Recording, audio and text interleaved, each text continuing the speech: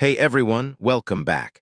If you want to make your browsing more powerful and productive, using extensions in the Brave browser can really help.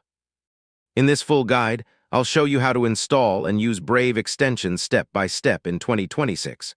First, open Brave and click the puzzle piece icon in the top right corner. Click Visit Chrome Web Store. This opens thousands of extensions you can install.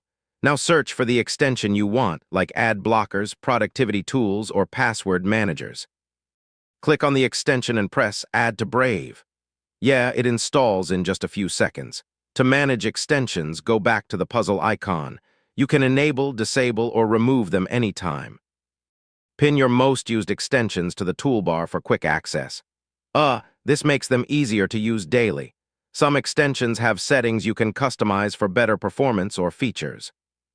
Remove extensions you don't use. Too many can slow down your browser. Extensions update automatically most of the time, but always check for updates if something isn't working.